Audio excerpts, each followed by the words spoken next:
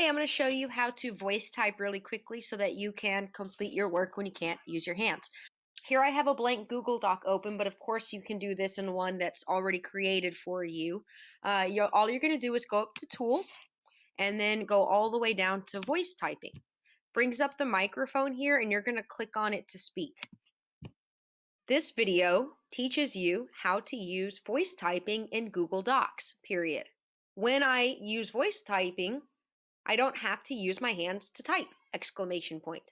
Sometimes there are errors, but I can always go back and click on them to correct them.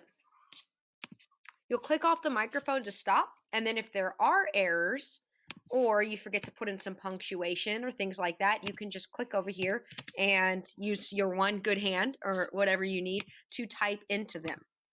Here's an example of something you'll be doing in history class.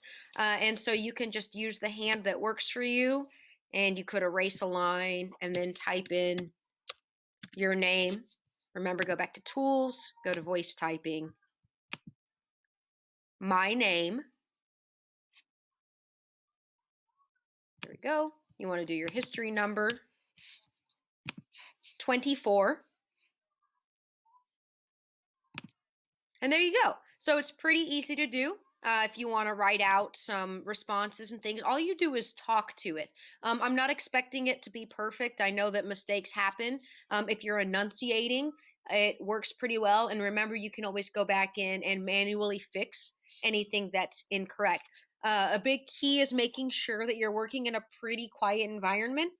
I'm just going to pick up talking near you. So definitely make sure if you're doing homework and you're voice typing, you're doing it in a quiet place. If you're in class and you want to do some voice typing, just let your teacher know you're doing voice typing and see if you can go someplace quiet to work outside or in a study booth or something. Please let me know if you have any questions. I hope this works for you.